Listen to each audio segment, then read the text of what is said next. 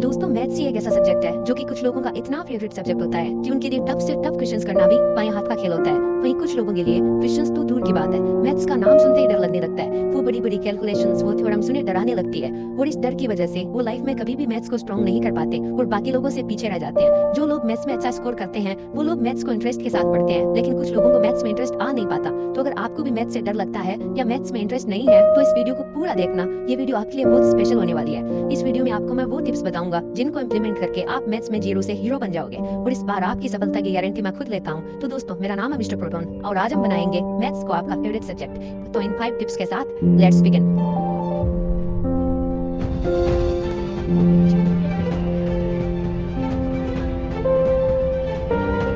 Tip number 1, numbers का डर दूर करें। दोस्तों बहुत सारे लोगों के लिए मैथ्स बोरिंग इसलिए होता है क्योंकि उनको नंबर्स और कैलकुलेशंस देखकर अच्छा नहीं लगता, उनको डर लगता है। हो सकता है कि आपको भी नंबर्स से डर लगता हो, लेकिन मैं हूं ना मिस्टर प्रोटोन के होते हुए आपको किसी चीज से डरने की जरूरत नहीं है। तो दोस्तों नंबर्स का डर भगाने के लिए आपको नंबर्स से दोस्ती करनी पड़ेगी और उसके लिए आपको नंबर्स को अपनी डेली लाइफ में इन्वॉल्व करना पड़ेगा, अप्लाई करना पड़ेगा। जैसे मान लो कि आप सब्जी लेने गए और आपको पता चला कि प्याज है वो 40 रुपए किलो है, तो अब आपके मन में कैलकुलेशन चलनी चाहिए कि 2 किलो के कितने रुपए होंगे, 2.25 किलो के कितने रुपए होंगे या 700 ग्राम के कितने होंगे। छोटी मोटी कैलकुलेशंस के लिए कैलकुलेटर का उपयोग करना छोड़ दो और अपने दिमाग में करो। दोस्तों शुरू में आपको अच्छा नहीं लगेगा, मुझे पता है ये बोरिंग लगेगा, लेकिन धीरे धीरे आपको मजा आने लगेगा और लोग भी आपकी कैलकुलेशंस की तारीफ करने लगेंगे। और एक बार जब आप नंबर्स के साथ दोस्ती कर लोगे और कंफर्टेबल हो जाओगे तब आपके काम आएगी मेरी दूसरी टिप नंबर 2, मैथ्स का बेसिक नॉलेज बढ़ाओ। दोस्तों मैथ्स को आप तभी सोल्व कर पाओगे जब आपके पास बेसिक नॉलेज होगा। बेसिक से मेरा मतलब है जोड़, बाकी, गुणा, भाग, पहाड़े, factors, LCM, HCF etcetera.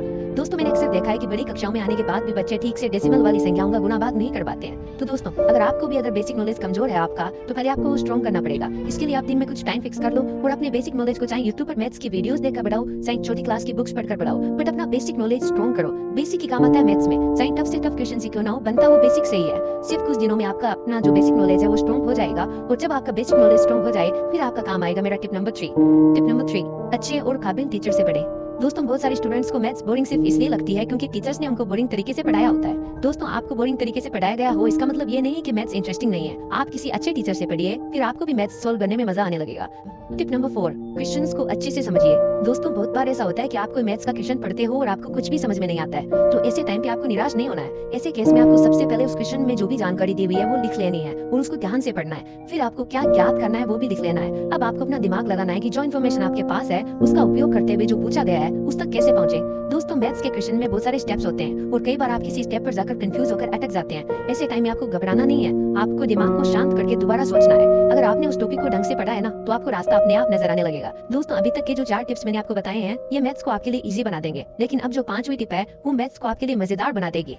Tip number 5, questions को पहेलियों की तरह लें। दोस्तों मैथ्स के क्वेश्चंस को आपको पहेली की तरह लेना है। जैसे जासूस कुछ हिंट्स की सहायता से पहेली सुलझा लेता है, वैसे ही आपको भी जासूस बनना है और दी हुई जानकारी से आंसर तक पहुंचना है। आपको हर क्वेश्चन को एक नए मिशन की तरह लेना है जिसको आपको कंप्लीट करके ही सांस लेनी है और हर क्वेश्चन हल करने के बाद खुद को शाबाशी देनी है और खुद पे गर्व करना है। आप टारगेट पूरा होने पर जो खुशी मिलती है उसे अनुभव करें और खुद को याद दिलाते रहें कि इसी खुशी के लिए मुझे मैथ्स के क्वेश्चंस को हल करते जाना है और आपको बार बार ये खुशी मिलती रहेगी।